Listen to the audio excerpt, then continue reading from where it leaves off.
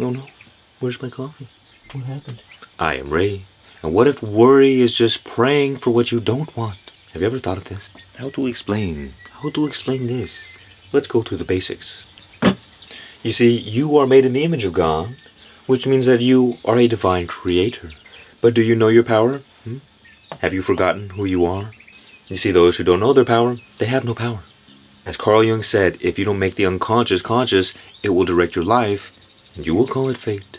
If you don't realize the way in which you're creating your reality, then you will not stop worrying. You will think it's justified. You'll say, oh, well, no, worry is a good thing sometimes because it's a survival mechanism. Yes, it is. But I'm saying, stop living like an animal. Filthy. Start living like the king and queen that you are. Or the king or queen that you are. You're not a little piggy, are you? Think about a mouse. It lives its whole life in worry. Oh no, where's my cheese? Don't do it. You were meant for more. You see, energy is our creative power. What we give our energy to, that is what we create. Energy is also life, and energy is power. And our mind is a tool that directs this power. So the entire quality of the life that we create for ourselves, my friend, is determined by the quality of the things we focus our attention on. Where attention goes, energy flows. And how well you can manage your mind will determine how successful you are in life. Have you ever wondered why someone becomes a billionaire like Trump or a homeless man who eats poop? You have not questioned this, have you? You might say, yes, we all have a starting point, but where we end up is a choice. It all comes down to where we direct our creative power, and those who do not know their power direct it in ways that are unhelpful, like worrying. Stop it. Live by this motto. You create more of what you focus on. So when you focus on worry, you create more things to worry about. When you focus on problems, you create more problems. It's all about your attitude, my friend. And remember, the universe is perfectly balanced between negativity and positivity. There's an infinite abundance of each. So it's not about what you think is true. It's about what you choose to focus on. It's all about your attitude toward life. Because if you're always looking for the best in everything, you will find it. Doesn't mean some people won't come along and be bad. But it will not matter because you will not ruminate on it. You'll move on because you've realized that focusing on negativity serves no purpose. Allowing the fear in, allowing yourself to worry, does nothing but make your life worse. And if you have a negative attitude, doesn't matter what good things enter into your life, you'll always find something to complain about. Always find something to be negative about. And so it all begins with a choice, my friend. Point your mind upward or down. Do you want to live a better life or do you want to live a worse life? And you see, if you're pointed in the wrong direction, it doesn't matter how fast you go in life, you'll never make it anywhere. Anywhere that is good, at least. But once you're focused in the right direction, doesn't matter how slow you go, you've already made it. The moment you take a stand for yourself, for Christ's sake, and you say, I choose not to live a worse life. I want to live better. Your better life is already on the way. The only thing left to do next is enjoy the journey as it unfolds. And see, once you make this decision, you have to ask yourself, can you continue to throw gasoline onto a fire and expect it to go out? Can you add more negativity onto a negative situation and expect a positive outcome? You see, worry and fear, it only makes sense for our animal nature. And it's not wrong. It's not bad to have worry or fear. But you, as the conscious mind, have to wake up to your divine nature, to your divine power, and stop allowing yourself to be run amok by your animal body. In the Gospel of Thomas, Jesus said, when the lion gets eaten by the man, it's good, because the lion becomes man. But if the man gets eaten by the lion, not good, because the man becomes lion.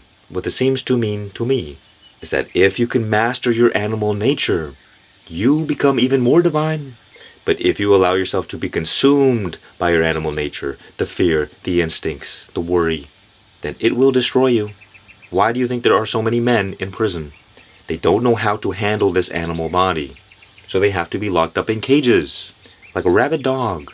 Needs to be put away. Most of the time, good dogs, if you have a good dog, doesn't need to be kept in a cage. I digress. And see, the thing is, God hears your heart more than God hears your words. It's not that God doesn't hear your words. It's just that your heart, or let's say your feelings and your emotions, they're more powerful. I'm going to show you how to change your life. Forever. So, you want to understand how prayer works in the first place? I'll show you. Here is Source God over here. Here is your unconscious, which is your body. And here's your conscious mind, which is your mind. Most of us believe we're the conscious mind, and so this is the person we believe ourselves to be. Now, here is God over here. But there's this big wall in between the conscious mind and the unconscious mind. So, in order to break this wall, in order to get your message to be received by God, certain things must happen. The body speaks the language of feelings. The mind speaks the language of patterns. This is the message. You're trying to send a message to God. Ring, ring. Why is he not answering my phone? In order to get through to God, you must break through this wall. Now, you only have two options.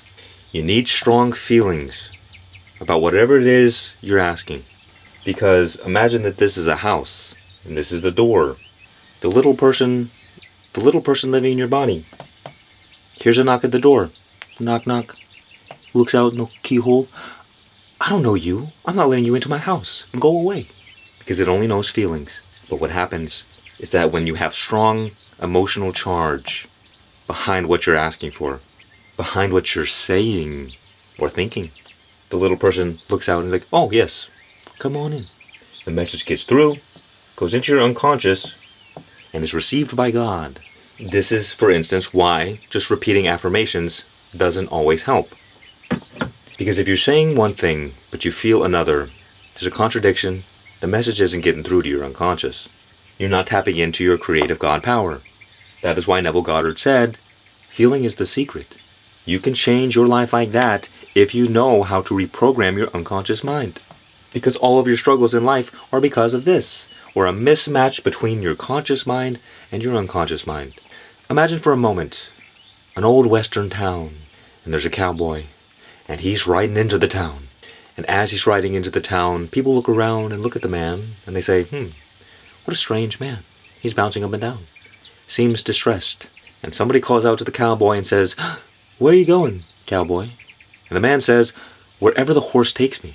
And this is how most people live their lives. The horse is their unconscious, their body. And because they don't know how to control it, they don't know how to ride it properly, it's just pulling them wherever it wants. That is a life of slavery. And you know this to be true when you try really hard to get what you want. But it's a struggle. Why is it a struggle? Because here you are as the conscious mind trying to get what you want.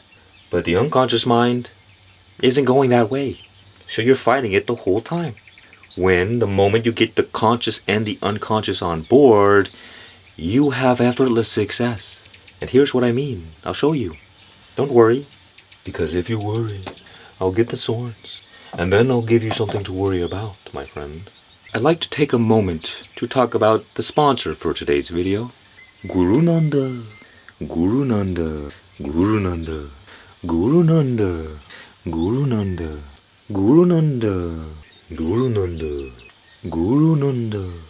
Guru Nanda. Guru Nanda. It's all oily. Ah! Today's sponsor. They have ruined everything. Guru Nanda. I'm just kidding, they're not the sponsor. I just wanted to say that like a Japanese samurai. Hi. Now, we have to understand that over our life, we get trauma stored in the body. Negative memory. What is trauma? What is negative memory?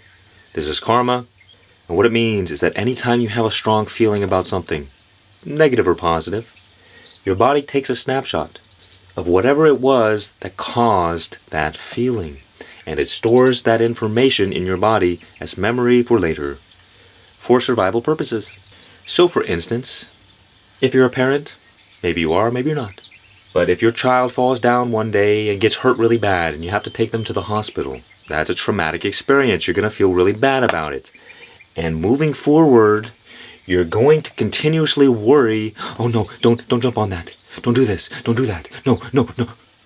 Your body is sending you into a survival response because it's afraid that something bad will happen again. Because that negative memory is stored in your body. Your unconscious, that horse, is hijacking your attention. It's saying, no, we're going to go this way. Whereas your conscious mind might say, no, I don't want to be worried. I don't want to be living in fear all the time. I don't want to condition my kids to be scared of doing everything. And it doesn't have to be one big experience. It could be many small experiences. Same thing with something like money. You worry about money. Oh, I don't know how I'm going to pay my bills this month. I don't know where I'm going to get the money.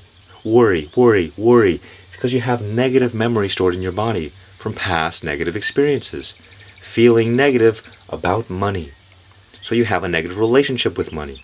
So no matter how hard you try to go and grind and get the bag, if you have a negative unconscious identity about money, you will always return to zero. Because your body is keeping you in a state of lack and scarcity for survival purposes. Because the picture that your unconscious has painted of you, in this case, it's like a little scavenger living in the desert. If you were to live in abundance in an actual desert, you would die. Because you would waste. You would be frivolous. So your body won't let you live in abundance. It won't let you see it. The fact is there's infinite scarcity and infinite abundance everywhere at the same time.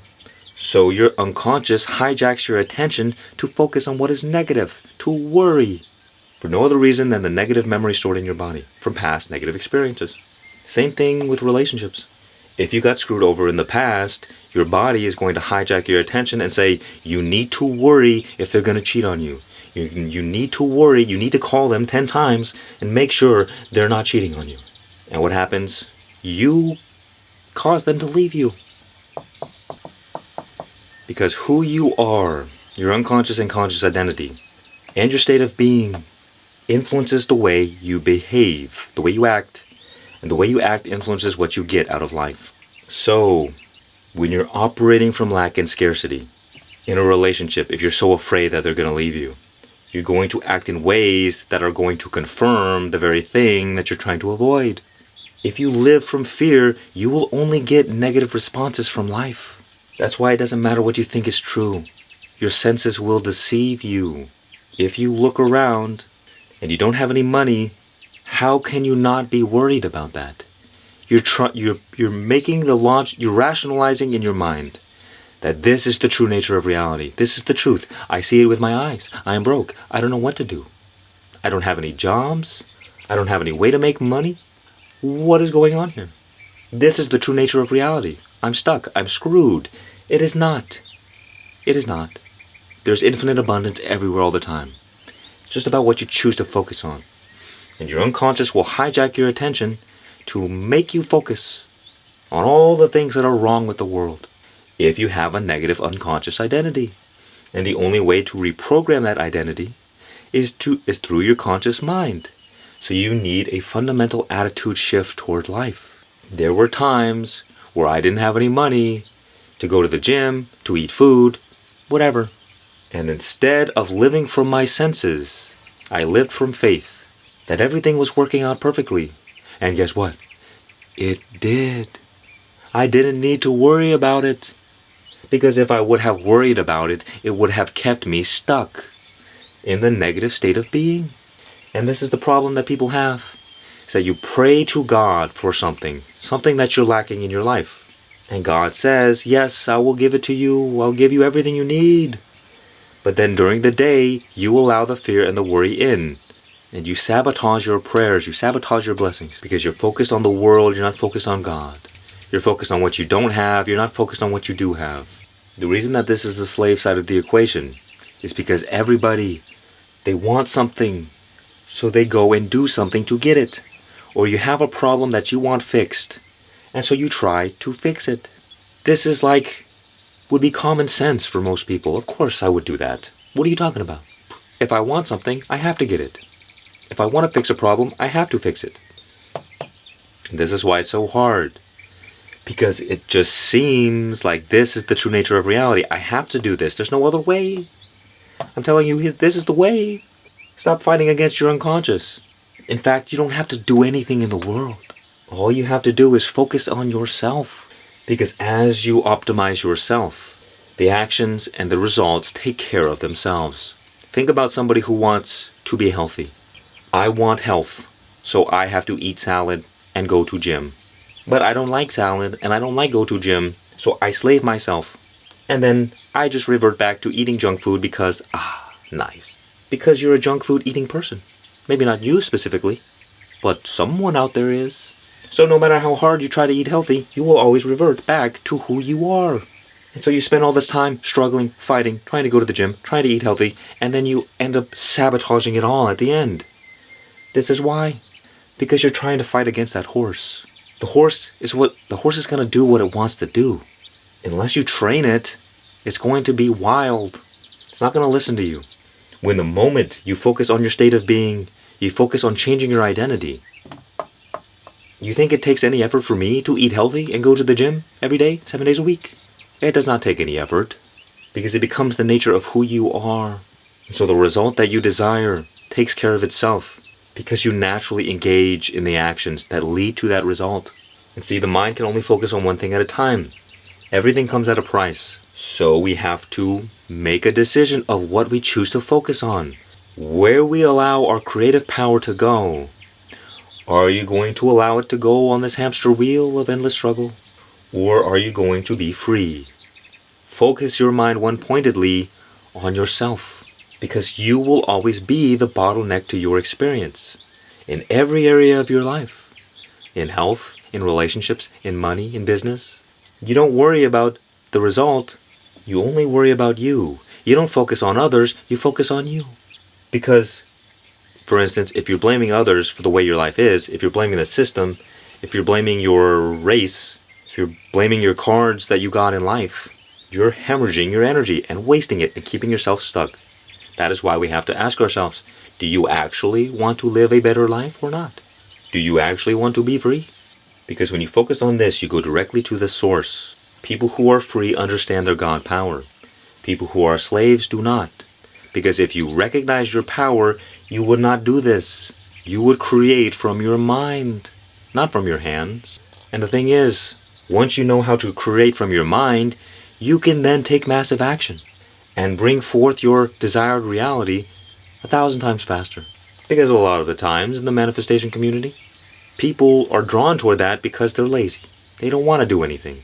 But the thing is, when you master yourself, you automatically are able to do difficult things without effort. But if you try to do difficult things to get what you want, it's going to take a lot of effort. And not everybody has the willpower to sustain themselves over the long run. If you're not David Goggins, don't do this. So you must realize that it's your energy that determines what you get in your life.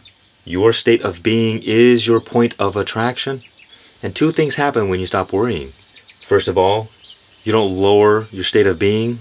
And then whatever situation comes up, you are more able to actually deal with it. You are more likely to get a better result. But if you're in a negative state, worrying is going to influence your actions. And the chances of you receiving a negative result are like way more. So we must realize that people are always believing things into existence. Their worst fears, they try to predict the future.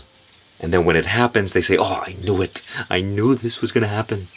And then they even further solidify a negative identity, when in fact they created it, or at least co-created it, because their energy was off. I mean, think about how obvious this is. If you're worried about your partner cheating on you, and then they cheat on you, you are operating from a state of lack and scarcity and fear and worry, which causes you to act in ways that reinforce that worry. So when you see someone texting them 1,000 times, oh, please don't leave me, it's repulsive energy. Nobody wants to be around that. So of course they're going to leave you. Why wouldn't they? It would be wrong for them to stay. But when you're cool as a cucumber, you trust yourself. You don't need to trust the other person. It's about you. When you're all good within, and if the other person, got my lips coming back out today, my friend. Sorry, this is how I really talk. I've gone to speech therapy, I've tried, but sometimes it just comes out. I think I'm better. Almost there. I lost my train of thought. If the partner still cheats on you, for instance, then you will still remain unaffected by it. Oh, that's your problem. I'm all good. I'm gonna go find someone better. But you're worrying about it, then they cheat on you, then you're in distress. Oh, I know it. And then you're messed up for like 3 years. But it was all your own psychological drama. The inability to handle your mind properly. And it's okay. We're not born with a human user's manual. But now you know. That is why worry is useless. Because even if what you did worry about happens, if you worry about it, you're less able to actually deal with the problem. But if you can be stoic, deal with things as needed, be neutral. If something needs to be dealt with, deal with it. Don't worry about it. Because if it can be fixed, then don't worry about it. And if it cannot be fixed, well then don't worry about it. Stop giving your power to forces outside of your control. So the first key is awareness. You want to become aware of your habitual thought patterns. What things naturally cause you to worry? And identify that pattern. Write it down, perhaps. Because whatever negative thoughts that you have are representative of negative memory stored in the body. And until you cleanse that negative memory, it's going to keep holding you down. Sabotaging your life, directing it, and you will call it fate. And you see, as I said before, we create more of what we focus on. And this is because we live in an attraction-based universe. God only knows the word yes. What does this mean in normal people speak? Well, I've already discussed it. Energy is just creative power. It can be used for good or it can be used for evil. It's all about where you direct it. So when you say life sucks, you're giving that your energy. And God says, yes, life does suck for you. And you will experience more things that suck. And if you believe that everything is working out perfectly for your favor, you will continuously receive evidence that affirms this belief. You are creating your reality through your beliefs, through your assumptions. Because think about it, reality is being filtered through our minds. So whatever information you got going on in here is being projected out onto the world, and that is what you are experiencing. You do not see the world as it is, you see the world as you are. And people take this relative truth and make it absolute. No, this is the way the world is, and this is how things gotta be. A lot of people aren't ready for this. But in this new age, a lot of people understand what this means. And you see, the main way to effectively deal with worry, well, first of all, there must be a conscious identity shift. You must live by the principle that everything is working out perfectly for your favor. Because if you think, well, life is out to get me, it will. And what will happen? Whether you live by everything's working out, or you just have faith in God, every time the worry comes up, you'll stop feeding it. You'll be able to neutralize it. You'll stop reacting to it. Because your negative feelings, the worry, the negative thoughts, they feed off your reaction. It's the monster mind, don't you know? The monster mind is the aspect of your mind that is full of fear, that has been negatively conditioned, that instills seeds of worry and doubt and shame and guilt. And it creates suffering. It leads you astray if you listen to it. So, whenever the monster mind appears, whenever you have negative thoughts of worry, the answer always has to be 100% of the time. I don't know what that is. No. Because the thing is, the monster mind is like a sleazy salesman.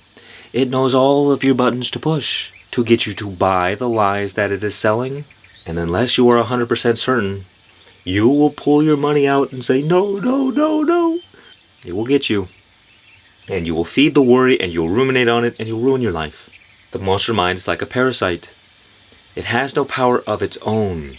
So it has to hijack your attention to steal your energy. So it gives you a juicy thought. The exact thought that you need at that moment.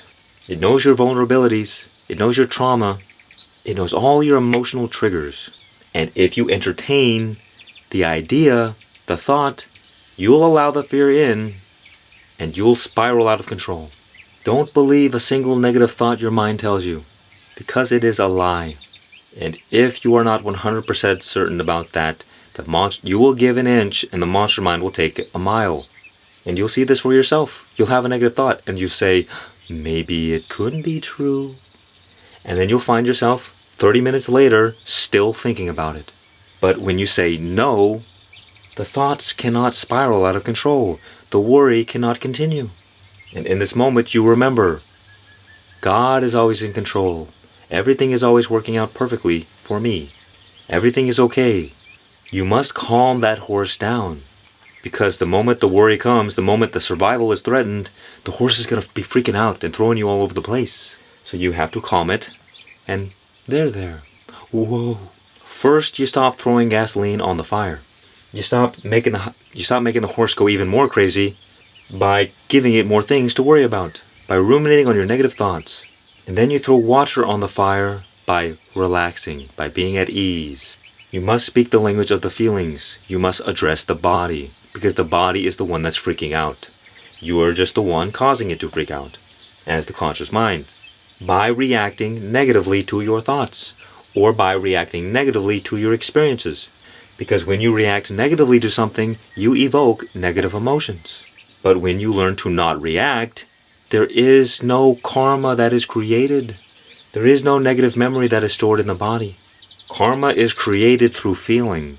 And that is why the karma comes back later to get you. Because the karma becomes a part of who you are. And it begins influencing all of your thoughts, influencing all of your actions. And then you receive the consequences of those thoughts and actions later on. So life is a reflection of you. So you don't have to go out and fix life. You only have to heal and cleanse the negative memory in yourself. And the problems of the world take care of themselves on their own. And until we take responsibility that we're creating these things, nothing can be done. You'll continue to experience the same problems over and over and over again until you learn the lesson. What lesson is that? That the problems are coming from you. They're not outside of you. You can never outrun yourself. And what happens is that when the worry comes up, the fear, the negative thoughts, whatever it is, you have a choice. The monster mind makes you an offer. It doesn't say that this is the truth and the only truth. The monster mind is like a vampire. You have to invite it in. You have to give your power away of your own free will. And you give your power away by believing your negative thoughts. And then it feeds on your fear and worry and grows stronger. And you grow weaker because you were giving your power away. You were giving your energy away to something that does not serve you. That is why we always say 100% no. Do not entertain worry or negative thoughts or fear. And the monster mind has no power. You revoke your consent. First, you become aware of your power to choose, to give your attention to whatever it is you want. And then you choose to take your attention away from negativity, from worry, fear, concern. It doesn't mean you just start running away from negativity. It means that you consciously give your attention to things that serve you and away from things that don't. And what happens is that when the fear and the worry comes up, the horse starts freaking out. And you relax yourself. Breathe slowly, like you're on a nice beach relaxing. You communicate to the body that there is nothing to be afraid of. It's okay. Don't worry. But if you react negatively to the fear and the concern and the worry and the negative thoughts, then the horse is like, okay, I am justified in freaking out. I'm going to freak out more. As Eckhart Tolle once said, it's not the primary cause of our unhappiness. It's not what happens to us. It's our thoughts about what happens to us. It's our negative reaction. Same thing with addictions, for instance. It's not the addiction that is the problem. It's that you continuously negatively react to the addiction. Oh, I'm such a bad person. This sucks. This is terrible. I want to get out of here. You're continuously feeding this negative unconscious identity. The fear, the worry, the guilt, the shame. I have become free from nearly every addiction in my life simply by developing the power of non-reaction. Because everything falls to entropy of its own accord, which means that nothing can survive without the energy that you give it. The life, the creative power. Think about a friendship. If you stop talking to somebody, the friendship dies. So too, when you stop feeding the addiction, with your negative thoughts, with your worry, with your fear, it fades away. When you stop feeding the worry, when you stop feeding the negative memory, it begins to dissolve. When you stop feeding the monster mind, you take your power back. So the next time you find yourself worrying, just develop a bit of awareness. Be aware that, oh, there's worry, and here I am reacting negatively to the worry. The horse is freaking out. I'm freaking out. And with your awareness alone, you'll create some space from the situation. And in that space, you'll be able to respond instead of react. Because most people are just reacting unconsciously to life. And when you begin responding to the situation, you can relax a bit. I'm not gonna throw gasoline on this fire. I'm just gonna sit with myself for a moment. Slow down. Don't go and try and do things to escape the situation. You don't need to escape the negative thoughts. You don't need to escape the negative feelings. Sit with yourself. Be present. Shift your awareness into your body and feel the emotions. Feel the worry. Be present with the worry and the fear. And that will begin dissolving it. And giving your awareness to the fear is not the same thing as giving it your attention. Giving it your attention is ruminating on it. But nothing can survive the light of your awareness. So you use your God power to dissolve the fear, the worry, the negative memory. It's okay if that doesn't make complete sense. Just know that you have this power. With your heightened awareness, as you cultivate it, you will develop the power to respond in more healthy, positive ways. And when you begin responding more positively, you begin reprogramming your unconscious mind. Because you start feeling better and you stop feeling worse. And over time, day by day, your unconscious mind begins to paint a different picture of you. One that is not rooted in fear and survival and worry. And you will see how your life miraculously enters into harmony. And good things can effortlessly come into your life. God can now give you your blessings. And you're not sabotaging them anymore. Oh, I'm not going to make it. I'm not going to make it. I am Ray. Visit my cool store. Talk to me if you like. Or join our community. Much peace and many blessings. And remember, just be.